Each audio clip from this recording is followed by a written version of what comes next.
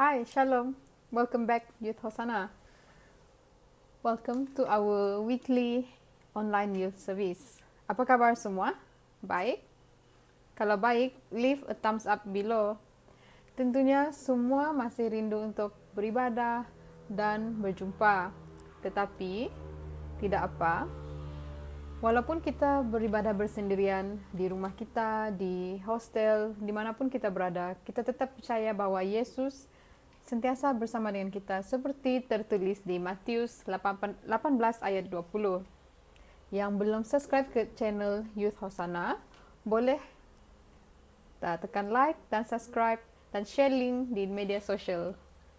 Oke, sebelum kita mula, saya harap kita beri perhatian kepada pengumuman yang telah diumumkan tadi, seperti aktiviti-aktiviti pemuda-pemudi yang akan datang, yaitu script writing competition dan juga kebaktian gabungan PPP Daerah Miri.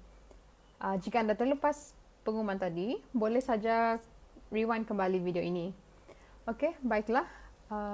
Mari kita tunduk kepala dan berdoa. Kita serahkan masa yang seterusnya ke dalam tangan Tuhan Yesus agar dia memimpin kita di dalam ibadah seterusnya. Bapa kami yang di syurga, kami rendahkan diri kami Tuhan, kami serahkan waktu yang seterusnya Tuhan. Bukakanlah akal, hati dan fikiran kami untuk menerima firman-Mu Tuhan.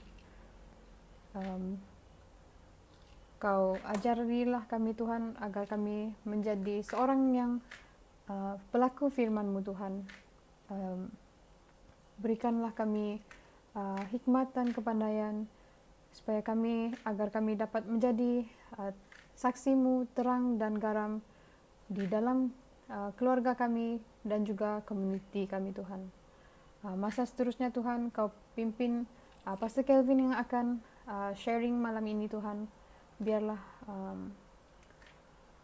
Roh-Mu Tuhan yang memenuhinya Tuhan. Dalam nama Tuhan Yesus kami sudah berdoa. Amin.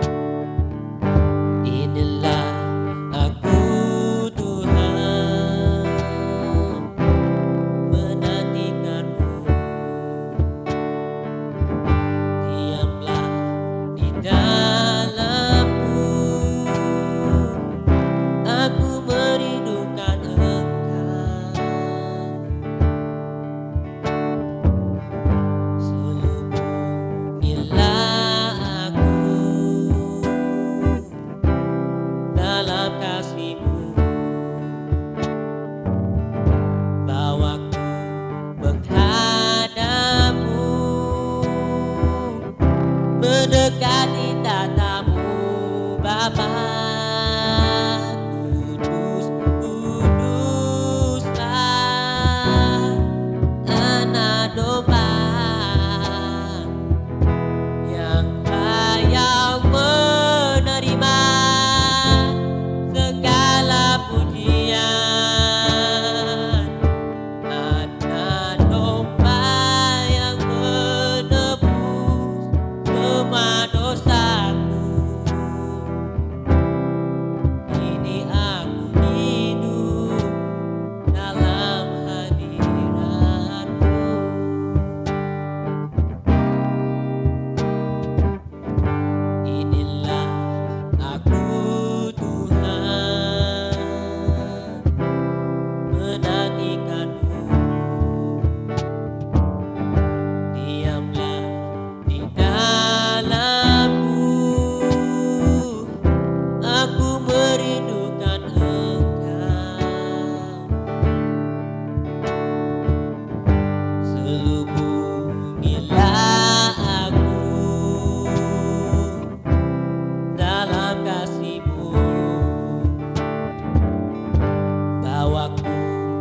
menghadapmu, mendekati tatamu Bapa. Kudus, kuduslah Anak Domba yang layak menerima segala pujian. Anak Domba yang menebus semua dosaku. Kini aku hidup dalam hadirat-Mu. Kudus, kuduslah Anak Domba yang layak menerima segala pujian. Anak Domba yang menebus semua dosaku. Kini aku hidup dalam hadirat-Mu.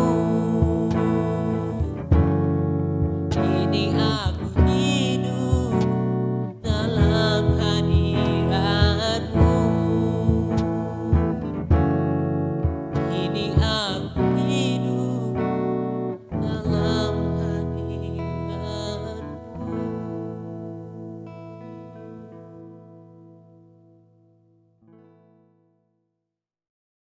Hai, Shalom Youth Hosanna yang ada pada hari ini.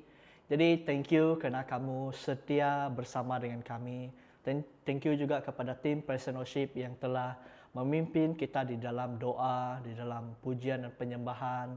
Semuanya thank you kepada tim, baik yang dimanapun kamu berada, kamu juga menjadi sebahagian daripada tim. Baik kamu yang bersama di dalam ibadah online bersama dengan kami. Tanpa kamu bersama dengan kita, siapa Youth Hosanna, kan? Jadi pada kali ini kita akan terus melihat firman Tuhan di dalam Lukas. Tapi kali ini saya ingin membuat perbandingan di dalam beberapa buku supaya kita dapat memperhatikan apa yang Yesus sendiri ingin sampaikan kepada murid-muridnya di saat-saat terakhir ini, ya. Jadi tanpa kita membuang masa, mari terlebih dahulu saya ingin terus membawa kita melihat firman Tuhan pada kali ini. Alright? Ya. Mari kita melihat ya.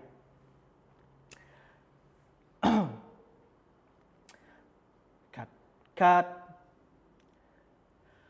Hai, Shalom Youth Hosanna. Apa kabar kamu yang ada di rumah pada saat ini?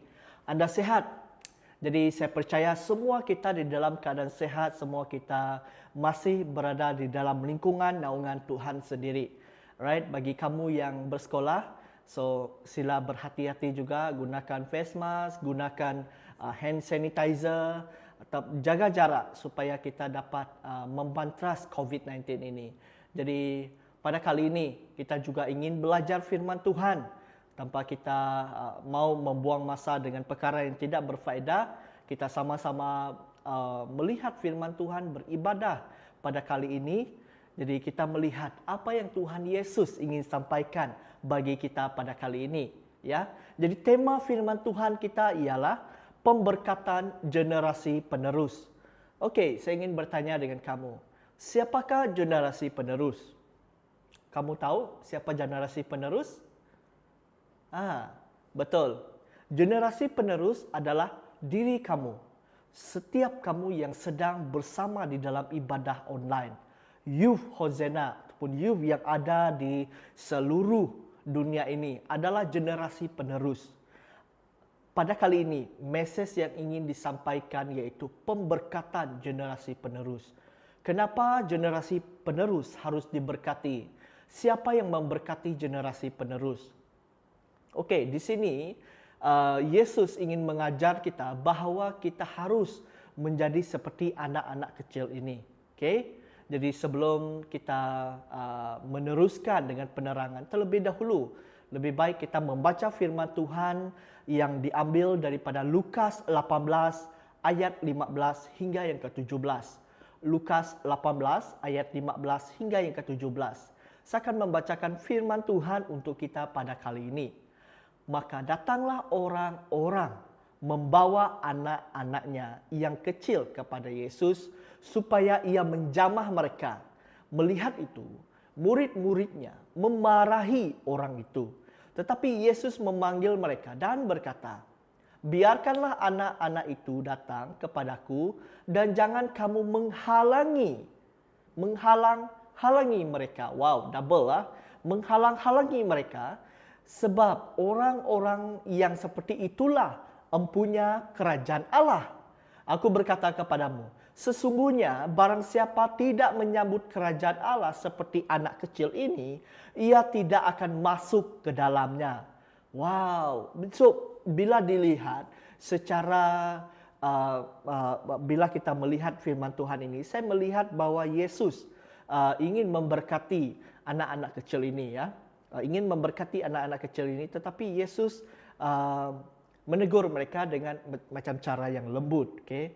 Contoh macam, Daniel, jangan kamu macam itu, okay? Sepertinya bunyi yang macam tu. Sebab Yesus tidak dikatakan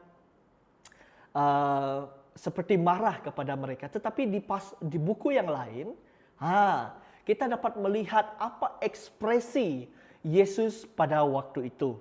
So paling penting supaya kita tahu keadaan apa yang berlaku pada saat itu, kenapa anak-anak kecil ini sangat penting bagi Yesus yang empunya kerajaan surga. Kenapa tidak orang tua? Kenapa tidak orang Farisi? Kenapa tidak murid-murid Yesus, ya? Tetapi kenapa Yesus menggunakan anak kecil ini, ataupun lebih senang dikatakan sebab orang-orang yang seperti itulah yang empunya kerajaan Allah ataupun kerajaan surga. Dan sebelum ini kita banyak berbicara tentang kerajaan Allah. Apa yang dikatakan tentang kerajaan Allah, saya percaya semua kita di sini faham. Tetapi siapakah yang layak?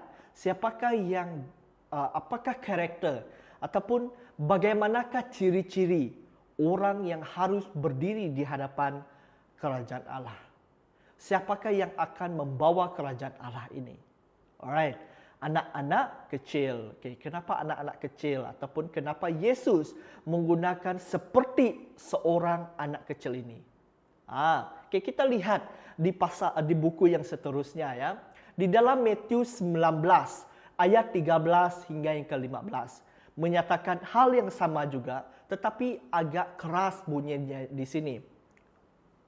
Dia katakan, lalu orang membawa anak-anak kecil ini kepada Yesus supaya ia meletakkan tangannya atas mereka dan mendoakan mereka. Di dalam Lukas menjamah, betul? Okay, nanti kita akan lihat. Akan tetapi murid-muridnya memarahi orang-orang itu. Tetapi Yesus berkata, biarkanlah anak-anak itu, jangan menghalang-halangi mereka datang kepadaku. Sebab orang-orang yang seperti itulah yang mempunyai kerajaan surga. Lalu ia meletakkan tangannya atas mereka dan kemudian dia berangkat daripada situ. Nah, kita baca lagi di buku Markus.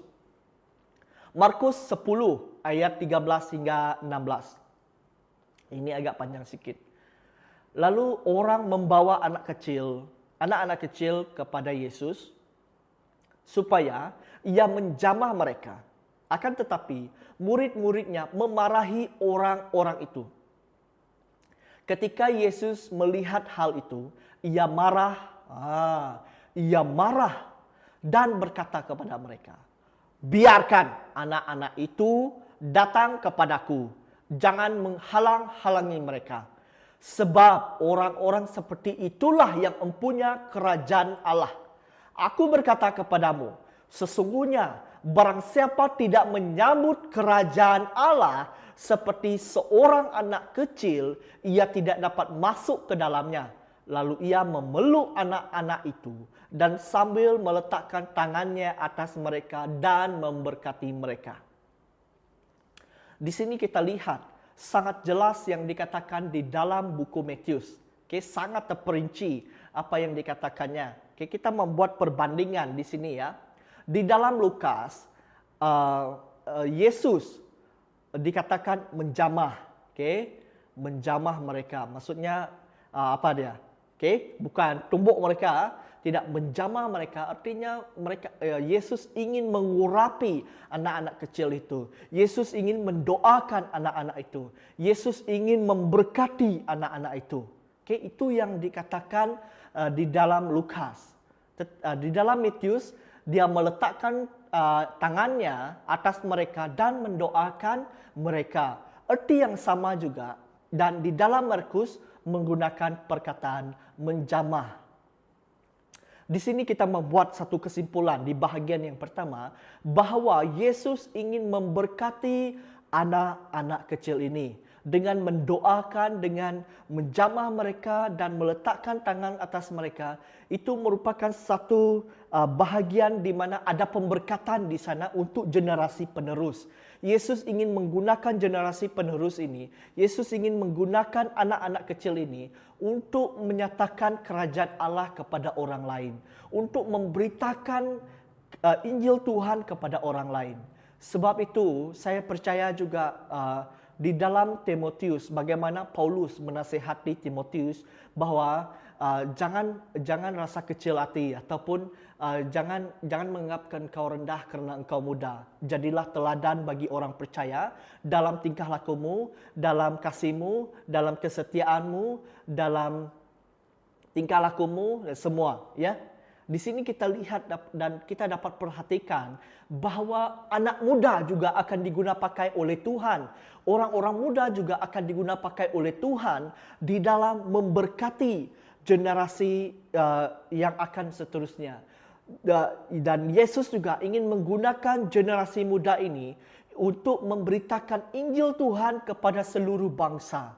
Saya percaya bukan hanya orang yang cukup garam sahaja yang akan diguna pakai oleh Tuhan. Tetapi Tuhan akan menggunakan orang yang lemah, orang yang tidak berdaya, orang bodoh, orang yang tidak pandai untuk memuliakan nama Dia. Sebab Tuhan Yesus ingin menyatakan kuasanya atas orang tersebut. Jadi ada di antara kita mungkin kita pernah berfikir, saya mau memberitakan Injil Tuhan, tetapi saya masih lemah, saya tidak pandai, saya belum habis membaca Alkitab. Saudara-saudaraku, tugas kita adalah untuk memberitakan kebaikan Tuhan kepada orang. Saudara-saudaraku, tugas kita adalah untuk memberitakan Injil Tuhan kepada orang. Apa yang berlaku seterusnya, respon seterusnya, itu bukan urusan kita. Itu urusan Tuhan terhadap orang tersebut. Ya, nah tujuan kita, saya mau bagi tahu dengan kita, saya bukan orang pandai, saya bukan orang yang cerdik, saya bukan orang yang pintar. Dulu saya tidak pernah dapat A pun, ya. Tapi Tuhan ingin menggunakan pakai setiap kita untuk memberitakan kebaikan Tuhan. Saya ingin beri kita satu contoh. Dalam kehidupan saya, sepanjang saya melayani, saya mengikuti banyak program sebab saya ingin belajar. Sebab saya tahu saya tidak pandai, saya ingin belajar sesuatu. Apa yang saya boleh berikan kepada orang. Jadi, untuk pengetahuan saya, kamu semua, saya tidak pandai berbahasa Inggris. Saya sangat, kosakata pun sangat sedikit. So, waktu saya di Bible School, banyak di antara kami kurang fasih sama seperti saya. Mungkin saya lebih kurang lagi lah daripada mereka. Tetapi ada di antara kami sangat takut bergaul dengan mat saleh ataupun orang putih ataupun beberapa orang yang pandai, orang guru kami daripada Filipina, semua orang Korea. Tidak susah untuk berkomunikasi dengan mereka kalau tidak pandai menggunakan bahasa Inggris. Jadi apa yang saya harus lakukan? Saya kena membina jati diri saya, level confidence saya dengan tinggi. Walaupun saya tidak pandai, yes, let's go to eat. Bagus, sekarang saya boleh menggunakan bahasa semua yang okey lah, masih boleh juga. Pada masa itu, kalau kamu dengar saya berbahasa Inggris pun kamu ketawa.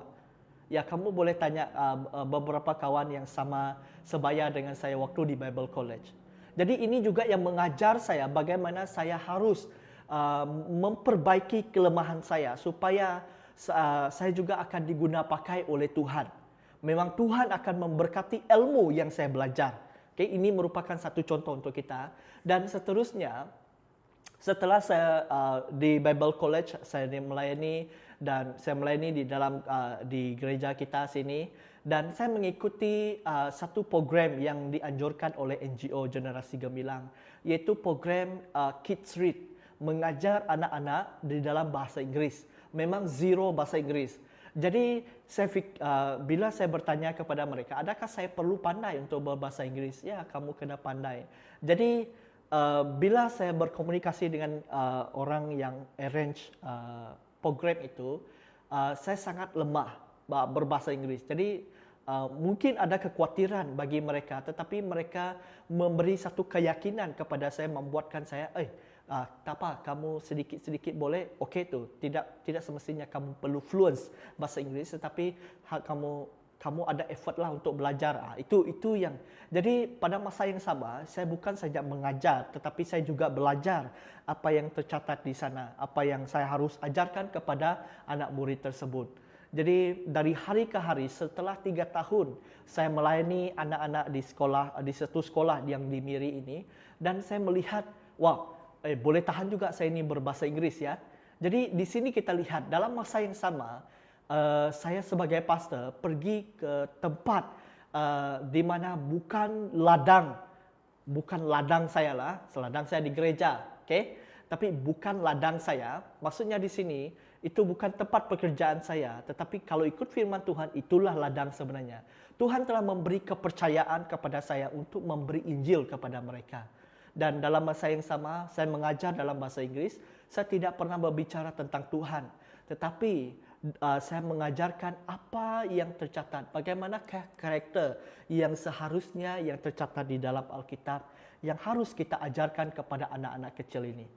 Dan puji Tuhan, dari hari ke hari, karakter mereka berubah, pelajaran mereka makin meningkat, daripada tidak pernah dapat A. Jadi saya bersyukur kepada Tuhan kerana memberi peluang yang ada ini untuk memberitakan kebaikan Tuhan, kerajaan Allah itu kepada yang ada di sekolah. Bukan saja murid-murid, malah cikgu juga memberi mendapat impact yang sama kepada mereka. Saya bersyukur kepada Tuhan kerana ada kepercayaan yang Tuhan telah berikan kepada saya.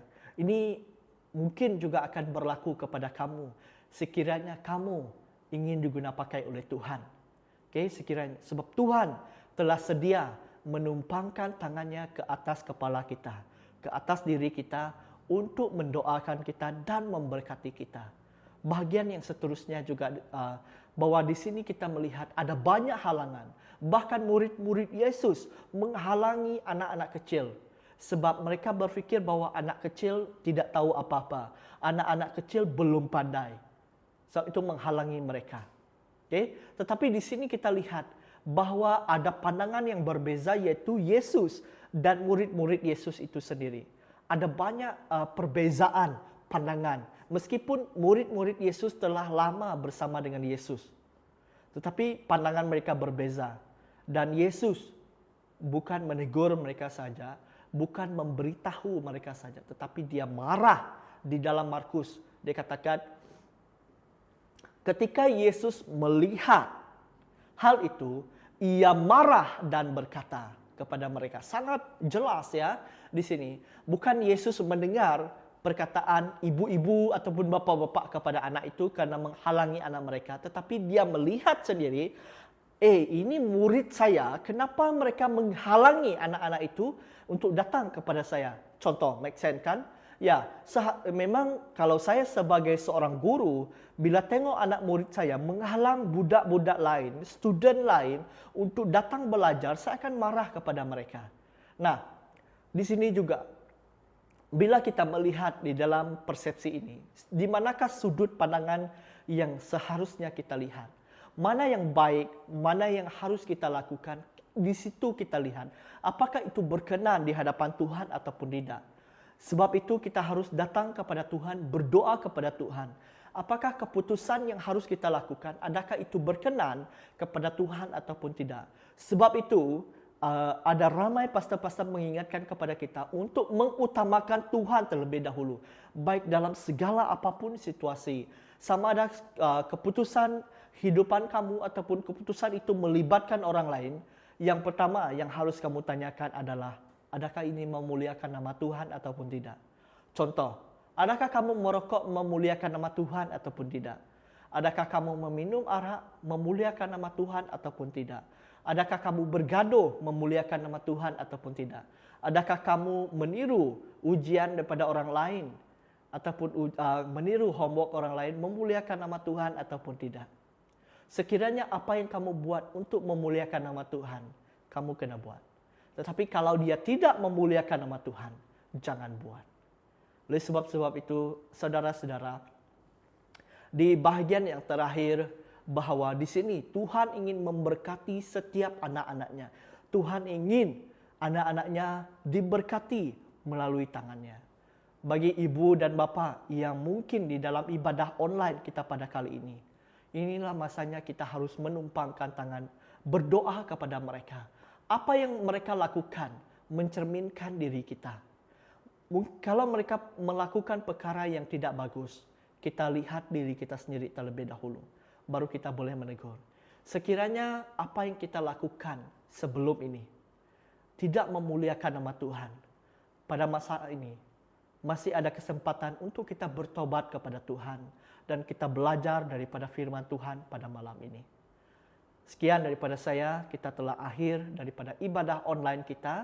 Saya berharap kita semua diberkati lewat daripada pengungsian firman Tuhan pada kali ini. Mari kita berdoa. Segala pujian, hormat dan syukur kami ya Tuhan, kami datang pada Engkau. Terima kasih karena Engkau Tuhan yang baik, yang luar biasa dalam kehidupan kami. Pada saat ini Bapa, kami ingin menyerahkan masa dan waktu ini ke dalam tangan Engkau. Kau memberkati pengungsian firman Tuhan ini ya Tuhan.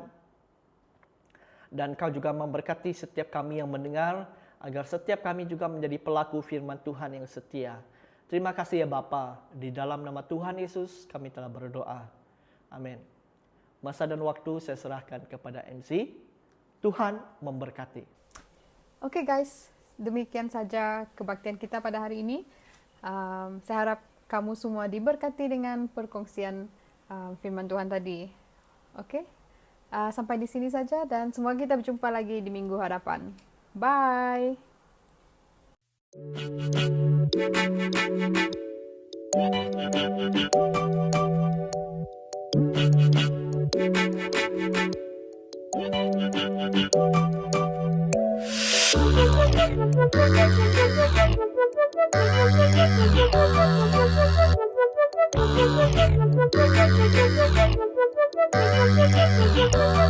you.